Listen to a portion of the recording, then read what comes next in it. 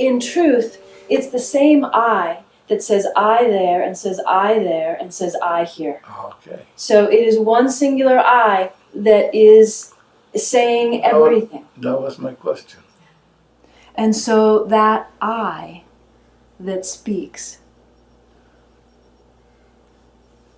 will, like, that's the mystery.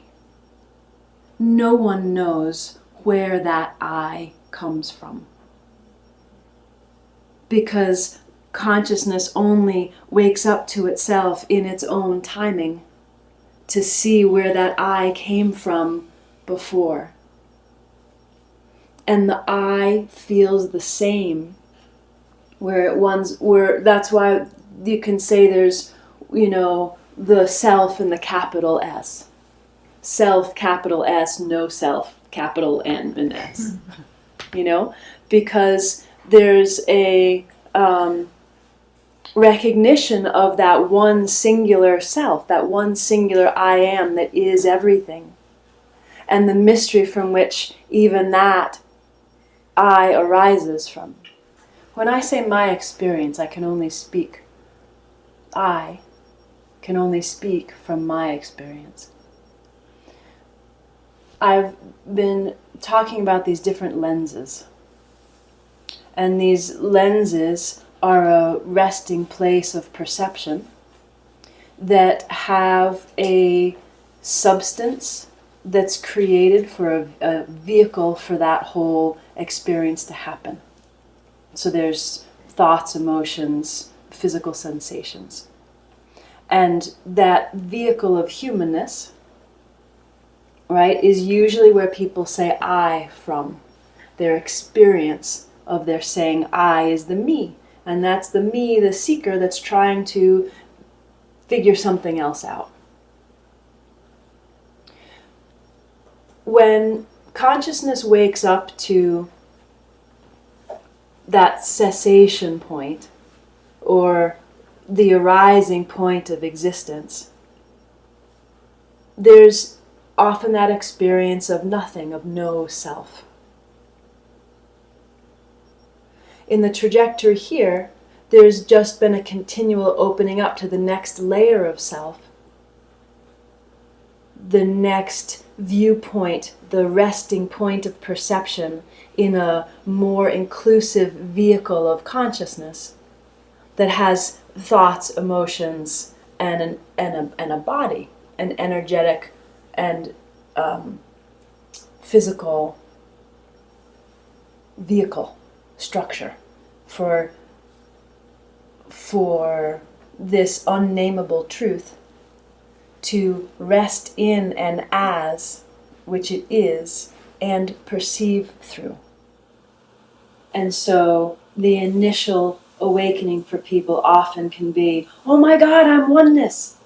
I'm one, I am. And that to me is the beginning, or one part of the beginning.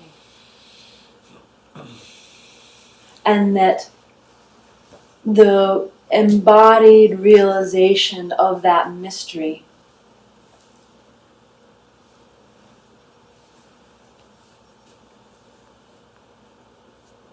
feels like a deeper realization. And so far, that is consistent in every level of self that opens up to itself, that's discovered and then embodied and realized. The same mystery is there. That it is all, so far, one singular I am, that arises, that it itself arises from that which one cannot see.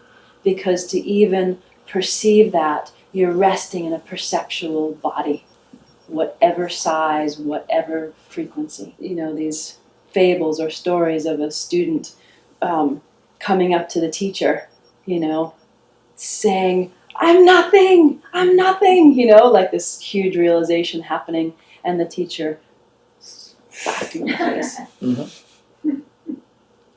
Because of that simultaneous truth of the nothingness and the impact of a hand on your flesh and feeling something. So I would never sit here and look at you and say you don't exist. I know. I'm just... Because I can't say that. There's a recognition of the created nature of the lens of the perceiver, right? That's created, and when you start to see through it, there's a recognition of things being an illusion. But for me, the experience is of being everything, and then this is where language sort of breaks down, but I've been speaking about it this Yes. whole time of, I'll talk about the arising point from that which you can't see, that everything arises out of. So I tend to not use the word illusion. Okay. Because there's this profound mystery of how whatever we are is manifesting itself in such a way in this brilliant multiplicity that gets to actually have individuated experiences. But it's the one singular truth having those experiences through that lens. And so the saying you don't exist could just be language that's not being quite as precise about the self that's resting as the personality that says, I'm this. Well, when you start to see through it, you start coming into a reality that's more like a mystery.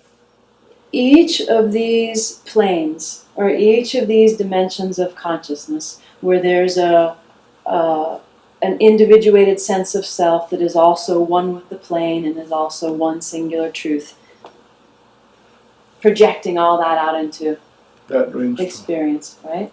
So every time you go back, it's a much larger, more inclusive organization.